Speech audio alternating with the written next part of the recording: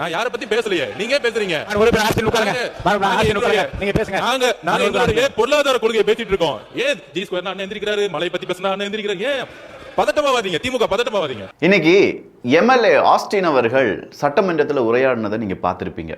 குறிப்பா பரந்தூர் விமான நிலையம், அதே மாதிரி பத்திரிகையாளர்கள், இதெல்லாம் பத்தி பேசுறதுக்கு முன்னாடி எங்களுடைய இளைய சிங்கம் பட்ஜெட்டு இல்லாட்டி அதுக்கு தகுந்த மாதிரியான அடுத்த சட்டமன்றம் இதில் எங்கேயுமே அவருடைய பேச்சு வரக்கூடாது அப்படின்னு சொல்லி எதிரிகள் அவருக்கு எதிராக சூட்சமங்களை செஞ்சு அவர் அரெஸ்ட் பண்ணுறதுக்கெலாம் ட்ரை பண்ண அதெல்லாம் சுக்குநூறாக உடைச்சி இன்னைக்கு சிங்கம் மாதிரி வந்து உட்கார்ந்துருக்காரு பாருங்க எங்களுடைய இளைய கலைஞர் உதயநிதி ஸ்டாலின் அவர்கள் அப்படின்னு சொன்னோடனே திமுக காரங்களாம் ஆர்ப்பரித்தார்கள். அதே எம்எல்ஏ ஆஸ்டின் அவர்கள் நான் பேசுகிறத இப்படி குறுக்கால வந்து பேச விடாமல் செய்கிறீங்களே அப்படிங்கிற மாதிரியான கருத்துக்களையும் வெளியிட்டார்.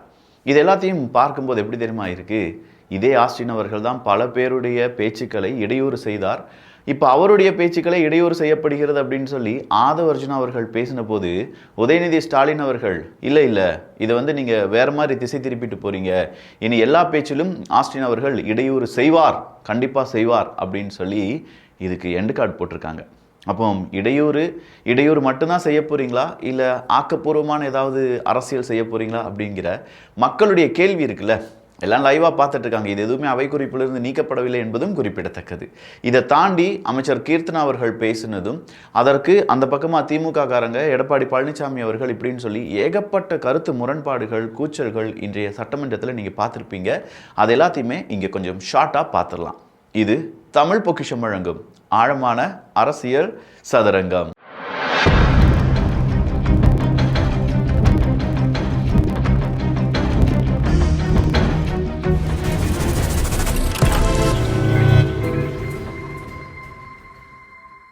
சட்டமன்றத்தை லைவாக பார்க்குற நமக்கே ஒரு விஷயம் நல்லா புரியுது. மக்களுக்காக யார் பேசுகிறாங்க, மக்களுக்கு எதிராக யார் பேசுகிறாங்க அப்படிங்கிறதுலாம் அவங்க சொல்லக்கூடிய வார்த்தைகள், கணீர் குரல்கள். இங்கே ஒரு பெரிய யுத்தம் நடந்தாலுமே இதை மக்கள் கவனிச்சுட்டு இருக்காங்க. இதே மாதிரி நாம் ஒரு ஐடியாவை நம்ம மேனேஜ்மெண்ட்டையோ நம்முடைய எம்ப்ளாயிஸ்டையோ பேசும்போது அது கணீர்னு புரியணும்னா நம்ம பேசக்கூடிய ஆங்கிலமும் அங்கே சரியாக இருக்கணும். இந்த ஆங்கிலத்தாலேயே நிறைய பேருக்கு அப்ரைசல் கிடைக்காம, அடுத்த கட்ட ஜாப் ஆப்பர்ச்சுனிட்டி கிடைக்காமலாம் இருக்காங்க.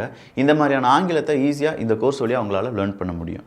தனிப்பட்ட டைம், இந்த டைமுக்கு வரணும், இந்த டைமுக்கு போகணும் அப்படிங்கிறதுலாம் கிடையாது. உங்களுக்கு கம்ஃபர்ட்டாக இருக்கக்கூடிய டைம், நீங்கள் கேபில் போகும்போதோ இல்லாட்டி பஸ்ஸில் போகும்போதோ தினசரி 30லேருந்து 40 நிமிஷம் 3லேருந்து 4 வாரங்கள் தொடர்ச்சியாக அன்லிமிட்டடாக இதில் நீங்கள் பேசி ப்ராக்டிஸ் பண்ணிங்கன்னா, ஏன்னா இதில் 1000க்கும் அதிகமான ஸ்பீக்கிங் ஆக்டிவிட்டீஸ் அப்படிங்கிறது இருக்குது. ஸ்டெப் பை ஸ்டெப்பாக இதை நீங்கள் பேசி ப்ராக்டிஸ் பண்ணிங்கன்னா உங்களுடைய இங்கிலீஷ் ஃப்ளூயன்சி அப்படிங்கிறது அதிகமாகும். இப்படி பேசுகிறதுக்கு ஒரு டீச்சர் ரெடியாக இருப்பாங்கன்னா 24 மணி நேரமும் இருப்பாங்க. மிஸ் நோவா அப்படிங்கிற ஆர்டிஃபிஷியல் இன்டெலிஜென்ட் டீச்சர் தான். நான் சொன்னேன் அன்லிமிட்டடாக நீங்கள் பேசி ப்ராக்டிஸ் பண்ணலாம். அப்போ குரூப் ஏதாவது இருக்குமா, நம்ம தப்பாக ஏதாவது ஆங்கிலத்தை பேசி யாராவது நம்மளை, அப்படிலாம் எதுவுமே கிடையாதுங்க. உங்களை யாருமே மாக் பண்ண மாட்டாங்க. நீங்கள் உங்களுடைய கம்ஃபர்ட் ஜோனில் தனிப்பட்ட முறையிலேயே இது இங்கிலீஷ் பேசி ப்ராக்டிஸ் பண்ணிக்கலாம். நான் சொன்ன மாதிரி ஆங்கிலத்தில் நீங்கள் ஏதாவது தவறு பேசும் பட்சத்தில் தமிழ்லேயே அதை திருத்தி அதை எப்படி சரிப்படுத்த வேண்டும் அப்படிங்கிறத மிஸ் நோவா உங்களுக்கு சொல்லிக் கொடுத்துரும். இது இல்லாமல் உங்களை ஆக்டிவாக எப்போதுமே உங்களை மோட்டிவேட் பண்ணுறதுக்கும் இதை ட்ராக்காக கொண்டு போகிறதுக்கும் ஒரு ஹேபிட் மென்டார் அப்படிங்கிறவங்களையும் ப்ரொவைட் பண்ணுவாங்க. கூகுள் ஜெமினை இல்லாட்டி ChatGPT இந்த மாதிரி ஆங்கிலத்தை ஜஸ்ட் வேடிக்கை மட்டும் பார்த்தா ஃப்ளூயன்சி அதிகமாகாது. பேசி ப்ராக்டிஸ் பண்ணால் மட்டும்தான் ஃப்ளூயன்சி அப்படிங்கிறது அதிகமாகும். ஸோ ஆங்கிலத்தை நல்லபடியாக பேசி ப்ராக்டிஸ் பண்ணுறதுக்கு சூப்பர் நோவாவினுடைய லிங்க் கீழே இருக்குது. அப் டு 75% டிஸ்கவுண்ட் கிடைக்க வாய்ப்புகள் இருக்குது. வேணுங்கிறவங்க பயன்படுத்திக்கோங்க. நேரலையில் ஃபெலிக்ஸ் அவர்கள் வருவது எங்களால் அக்செப்ட் பண்ண முடியாது. ஏன்னா அவரை சிறுபான்மையினருடைய ஒரு தலைவராக வச்சுருக்கீங்க. இவர் 2 வாட்டுக்கு நேரலையில் வந்துட்டு டிவி முன்னாடி, சோஷியல் மீடியாவில் முன்னாடிலாம் பேசிகிட்டு இருக்காரு. அப்படி பேசிகிட்டு இருக்கக்கூடிய ஒரு நபருக்கு கண்டிப்பாக அரசாங்க பொறுப்பு கொடுக்கக்கூடாது என்பது அவை குறிப்பிலாம் இருக்குது, சட்டத்தில் இருக்குது அப்படின்னு சொல்லி சட்டத்தை வாசிக்கிறார்கள் அங்கே இருக்கக்கூடிய எதிர்க்கட்சி எம்எல்ஏக்கள். அப்போ இந்த பக்கமாக இருக்கக்கூடிய தாவேகா சொல்கிறாங்க அப்படி கிடையாது. அவங்க வந்து வெளியில் வந்து சட்டத்துக்கு புறம்பாக ஏதாவது பேசுகிறாங்க, சட்டத்துக்கு எதிராக ஏதாவது பேசுகிறாங்கன்னா அவர் மீது அவை நடவடிக்கை அப்படிங்கிறது எடுக்கலாம். ஏன்னா இதுக்கு முன்னாடி லியோனி அவர்களாக இருக்கட்டும், இன்னும் முக்கியமான நபர்களாக இருக்கட்டும், இவங்கெல்லாம் பொது மேடைகளிலும் லைவ்லலாம் வந்து பேசியிருக்காங்க. இதெல்லாம் தாண்டி இப்போ இருக்கக்கூடிய நிறைய பேர் டிவி டிபேட்டெல்லாம் பேசி மறுபடியும் அது சர்ச்சையாகி ஈவன் கல்யாண மேடைகளில் கூட இந்த மாதிரி சர்ச்சையான பதிவுகள் எல்லாம் மேற்கொள்கிறார்கள் அப்படிங்கிற மாதிரி இங்கே வந்து நிற்குது. அப்போ அரசாங்க பதவியில் இருக்கக்கூடிய ஒரு நபர் நேரலையில் வந்து பேசக்கூடாது அப்படின்னா, கட்சி பதவியில் இருக்கக்கூடிய நிறைய நபர்கள் நேரலையில் வந்து ஆபாசமாக திட்டுவதையும் ஒவ்வொரு கட்சியும் கண்டிக்கணும். அதை செஞ்சிட்டாங்கன்னா இதையும் செய்கிறதுல எந்த மாற்றமும் கிடையாது, நல்லது தான் கூட.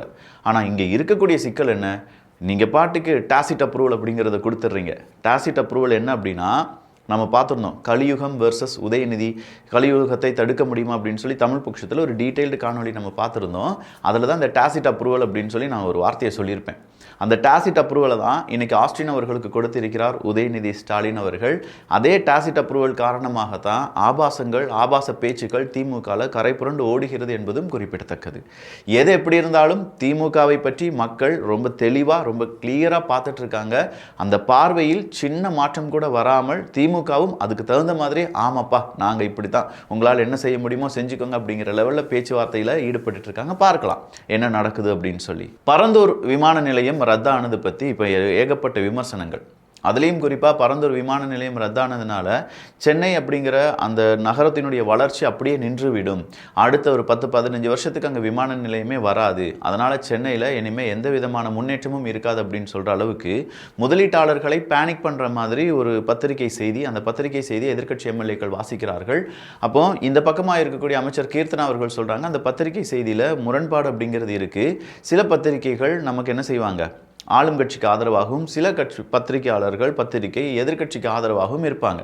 அப்போ எதையாவது ஒரு பத்திரிகையை கூப்பிட்டுட்டு வந்து நீங்கள் பேசி அதில் வரக்கூடிய நியூஸை எடுத்துகிட்டு வர்றதுக்கு முன்னாடி அட்லீஸ்ட் ஒரு கூகுள் சர்ச் பண்ணியிருந்தா கூட இதனுடைய உண்மைத்தன்மை என்ன அப்படிங்கிறது உங்களுக்கு புரிஞ்சிருக்குன்னு சொன்ன உடனே அதை எப்படி நீங்கள் பத்திரிகையாளர்களை கம்ப்ளீட்டாக எல்லாரையுமே ஜனநாயகத்துக்கு விரோதமாக 4வது தூணாக இருக்கக்கூடிய பத்திரிகையாளர்களுக்கு எதிராக கருத்துக்களை பதிவு பண்ணுவீங்க? எல்லா பத்திரிகையாளர்களும் இப்படின்னு சொல்லி நீங்கள் கருத்துக்களை பதிவு பண்ணுறீங்களா அப்படி இப்படின்னு சொல்லி அதை அப்படியே மடைமாற்றம் செஞ்சுட்டாங்க.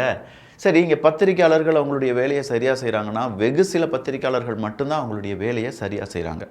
மீதம் இருக்கும் பத்திரிகையாளர்கள் நியூஸை அங்கே காப்பி பேஸ்ட் பண்ணுறாங்களே தவிர அவங்க நியூஸ் அப்படிங்கிறத கிரியேட் பண்ணி அந்த நியூஸில் இருக்கக்கூடிய உண்மைத்தன்மை என்ன அப்படிங்கிறத சரிபார்க்கிறார்களா என்பது பத்திரிகையாளர்களிடமே நம்ம விட்டுடலாம்.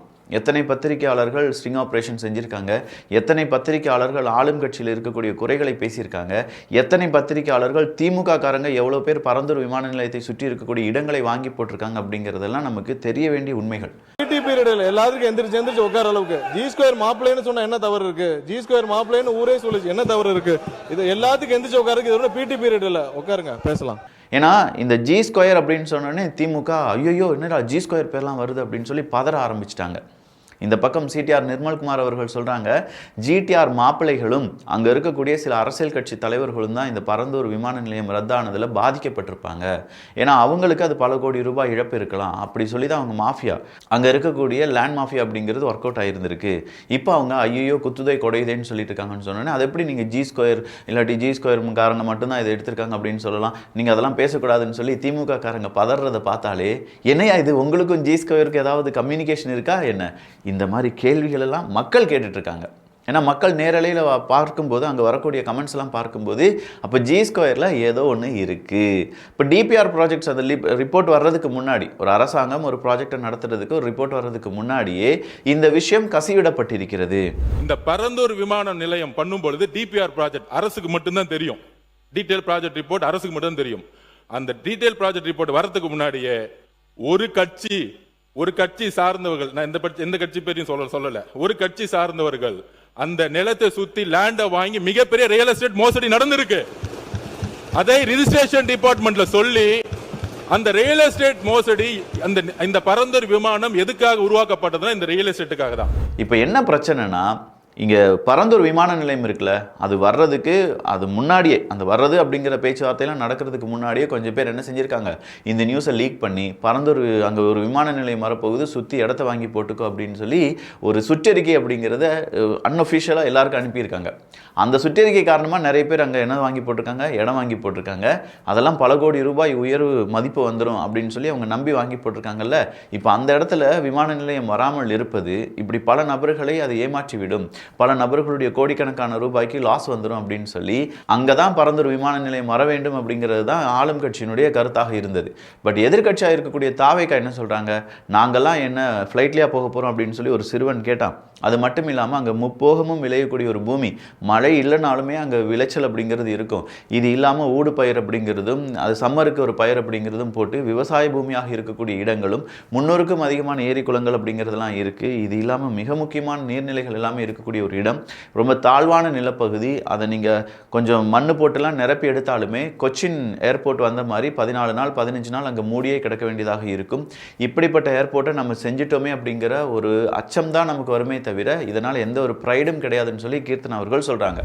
பத்திரிகை, அந்த பத்திரிகையில எழுதப்பட்ட ஒரு தவறான செய்தியை இங்க எடுத்துட்டு வந்து படிச்சு நம்மளுடைய தமிழ்நாடு எங்கேயோ போய்கிட்டு இருக்குன்னு தப்பான ஒரு நோக்கத்தை நீங்க சொல்லக்கூடாது.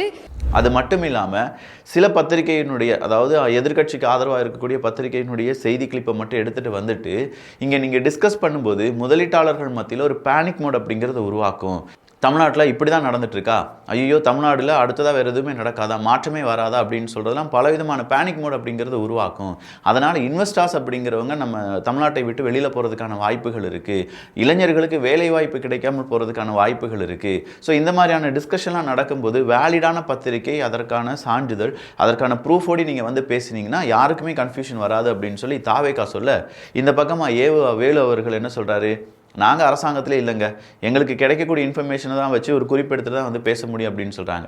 நாங்கள் என்ன சொல்கிறோம், சார் குறிப்பெடுங்க, அது உண்மையாக பொய்யா, எந்த பத்திரிகையிலேருந்து குறிப்பெடுத்தீங்க, அதை கூட உங்களால் சொல்ல முடியாதான்னு கேட்டால் அதெல்லாம் சொல்ல முடியாது, எங்களுக்கு கிடைக்கக்கூடிய இன்ஃபர்மேஷனை தானே நாங்கள் கொண்டு வர முடியும் அப்படிங்கிறாங்க. முரசொலியில் வந்த சில விஷயங்களெல்லாம் தூக்கி நம்ம சட்டமன்றத்தில் பேசினாங்கன்னா எப்படி இருக்கும், அதுக்கு ப்ரூஃப் முரசொலி அப்படின்னு சொல்லி காண்பித்தார்கள் என்றால் என்ன மாதிரியான ஒரு நிகழ்வாக அன்று இருக்கும் அப்படிங்கிறத கொஞ்சம் யோசிச்சு பாருங்களேன். ஸோ பத்திரிகை செய்திகளை கொண்டு வாருங்கள், வெட்டி ஒட்டி வேணால் கொண்டு வாங்க, ஆனால் எந்த பத்திரிகையிலேருந்து வந்துச்சு, அது எப்போது வந்துச்சு அப்படிங்கிறது தெரிஞ்சாதானே இந்த பக்கமாக இருக்கக்கூடிய ஆளும் கட்சிக்கும் அதற்கான பதில் சொல்வதற்கு தோதுவாக இருக்கும். இந்த பத்திரிகை இவங்களுக்கு ஆதரவாக தான் இருப்பாங்க, இந்த பத்திரிகை இவங்களுக்கு எதிர்ப்பாக இருப்பாங்க அப்படிங்கிறதுலாம் இப்போ எல்லாருக்குமே as usual தெரியுது. ஏன்னா நம்ம எல்லாம் சோஷியல் மீடியாவில் இருக்கோம், அவங்களுடைய ஒவ்வொரு போஸ்டையும் நம்ம கவனிச்சுட்டு இருக்கோம். அப்படி இருக்கும்போது ஆதரவு எதிர்ப்பு அப்படிங்கிறத வச்சு அந்த பத்திரிகை செய்திகளை நம்மால் பிரித்து பார்க்க முடியும். அதை தான் இப்போ தாவேகாவும் கேட்டுக்கொண்டிருக்கிறார்கள். ஒரே ஒரு கேள்வி மட்டும் கீர்த்தனா அவர்கள் கேட்டாங்க, நீங்கள் பரந்தூர் விமான நிலையம் ரத்தானதுக்கு இல்லாட்டி முதலமைச்சர் எங்களுடைய விஜய் அவர்கள் ரத்து பண்ணிட்டார் அப்படின்னு சொல்லி குதிக்கிறீங்களே, மீனாம்பாக்கம் ஏர்போர்ட் அப்ரூவல் கிடைச்சும் நீங்கள் ஏன் கிடப்பில் போட்டீங்க? லாஸ்ட் 5 இயர்ஸ் அதை எக்ஸ்பேண்ட் பண்ணியிருக்கலாமே, ஏன்னா அதுக்கான அப்ரூவல் உங்களுக்கு கிடைச்சிருச்சு, ஆனாலுமே உங்களால் ஒரு வேலையும் செய்ய முடியலையே. அதற்கான காரணம் என்ன? பரந்தூர் விமான நிலையம் அமைவதில் அவங்கள விட நீங்கள் இவ்வளோ ஆசையாக இருக்கீங்களே, சந்தோஷமாக இருக்கீங்களே அப்படின்னு சொல்லக்கூடிய கேள்விகள் எல்லாத்தையுமே கேட்டுட்டாங்க. இப்படி கேள்விகள் கேட்டனாலே என்னவோ இன்றைக்கும் கீர்த்தனா அவர்களை டார்கெட் பண்ணாங்க திமுக என்பது குறிப்பிடத்தக்கது. அவங்க கேட்டதுலேயே ரொம்ப வேலிடான ஒரு கேள்வி இருந்துச்சு. நம்ம டிஸ்கஸ் பண்ண வேண்டியது, இந்த 234 எம்எல்ஏக்கள் இருக்கோம்னா நம்ம டிஸ்கஸ் பண்ண வேண்டியது தமிழ்நாட்டில் எப்படி முதலீடுகளை கொண்டு வரலாம். 1.5 ட்ரில்லியன் நம்ம ஒரு எக்கானாமிக் அப்படிங்கிறத நம்ம செட் பண்ணியிருக்கோம்னா அதுக்கு எல்லாரும் சேர்ந்து உழைக்க வேண்டும். நம்ம பாட்டுக்கு இங்கே குட்டையை குழப்பி விட்டுட்டு இருக்கக்கூடாது. நம்முடைய எல்லாருடைய ஃபோக்கஸும் இளைஞர்கள், தமிழ்நாட்டில் இருக்கக்கூடிய இளைஞர்களுக்கான வேலை வாய்ப்பு, இதை உருவாக்கக்கூடிய திட்டமாகத்தான் இருக்க வேண்டும் அப்படின்னு சொல்லி ரொம்ப தெளிவாக பேசினாங்க. இந்த தெளிவு அவங்களுக்கு எப்படி ரியாக்ட் ஆகிருக்கும் அப்படிங்கிறத நீங்களே புரிஞ்சுக்கலாம். எப்படி போய் கட்சியில் சேருவாங்க, ராஜினாமா பண்றாங்க, சட்டப்பேரவை தலைவர்கிட்ட ராஜினாமா கடிதம் கொடுக்குறாங்க, ராஜினாமா பரிசீலிக்கிறீங்க, அடுத்த முதல் மாடியில போய் நீங்க இல்ல இந்த விருதுக்கு போக கூடாதுன்னு சொல்லிட்டேன். ஏன்னா அது வழக்காடு மன்றத்தில் இருக்கு. நீங்க நடக்குது இங்க பேசி கோர்ட்டையும் பேச முடியாது. ரெண்டு இடத்துல எப்படி பேச, இந்த விதிப்படி நீதி விசாரணை இருக்கும் எந்த பொருள் குறித்தும் தம் கருத்தை சொல்லவோ அப்பொருள் குறித்து பேசவோ கூடாதுன்னு அனுமதி இல்லை. இருங்க, நீங்க கோர்ட்ல கேஸ் இல்லைன்னா என்ன வேணாலும் நான் பேச அனுமதிக்கிறேன். வழக்கில் இதெல்லாம் சொல்லியிருக்கீங்க. அடுத்ததா என்னுடைய சட்டமன்ற உறுப்பினர்களை விலைக்கு வாங்கிட்டாங்க அப்படின்னு சொல்லி எடப்பாடி பழனிசாமி அவர்கள் மறுபடியும் அந்த சட்டமன்றத்தில் கேள்வி எழுப்ப, அது அங்கே நீதிமன்றத்தில் கேஸாக மாறிடுச்சு, நம்ம விவாதிக்க கூடாதுன்னு சொல்லி சபாநாயகர் அவர்கள் அதுக்கான ரூல்ஸ் அண்ட் ரெகுலேஷன்ஸ்லாம் வாசித்து காண்பிக்கிறார். அது எப்படி நீங்கள் சொல்லலாம்னு சொல்லி அதிமுக காரங்க எல்லாரும் எந்திரிச்சு நின்ன போது மைக் அப்படிங்கிறது எடப்பாடி பழனிசாமி அவர்களுக்கு கொடுக்கல. சில நேரங்களில் எடப்பாடி பழனிசாமி அவர்கள் ரொம்ப டென்ஷன் ஆகி, என்னங்க நாங்கள் எங்களுக்கு பேச வாய்ப்பு கிடைக்கல, நாங்கள் எந்திரிக்க கூடாதா அப்படி இப்படின்னு சொல்லி அங்கே ஒரு கூச்சல் குழப்பம் உண்டானது என்பதும் இன்றைய சட்டசபையில் நீங்க பார்த்திருக்கலாம். ஸோ ஓவராலா G2 பரந்தூர் விமான நிலையம், இங்கே இருக்கக்கூடிய தொழில் வளர்ச்சி, அந்த அதிமுகவினுடைய எம்எல்ஏக்கள் ராஜினாமா செஞ்சது இப்படிங்கிறது ரொம்ப பரவலாக இந்த இடத்துல பேசப்பட்டிருந்தாலும் இன்னைக்கு திமுக மற்றும் அதிமுகவினுடைய ஒருமித்த குரல்கள் அப்படிங்கிறத நம்மால் பார்க்க முடிந்தது. தாவேகாக்கு எதிராக 2 பேருமே ஒன்றாக குரல் கொடுத்திருக்கிறார்கள். 2 பேருமே எதிர்க்கட்சிகள் அப்படிங்கிற அந்த மனநிலைமையில கூட இருக்கலாம். பட் இது இத்துடன் முடியலையே, இன்னும் நிறைய விஷயங்கள் நம்ம பார்க்க வேண்டியதாக இருக்குது. அதெல்லாம் என்னென்ன அப்படிங்கிறத அரசியல் சதுரங்கத்தில் பார்த்துருவோம். நாளைக்கு ஒரு நாள் ஒரு வேளை வீடியோ வர்றதுக்கான டிலே இல்லாட்டி வராமல் கூட இருக்கலாம். கொஞ்சம் நான் முதலே சொன்ன மாதிரி சூப்பர்னோவா ஏஐ கோர்ஸினுடைய லிங்க் கீழே டிஸ்கிரிப்ஷனில் இருக்குது. அப் டு 75% டிஸ்கவுண்ட் கிடைக்க வாய்ப்புகள் இருக்குது. வேணுங்கிறவங்க பயன்படுத்திக்கோங்க. நல்லதை பகிர்ந்து நல்ல சமுதாயத்தை உருவாக்குவோம். நன்றி, வணக்கம்.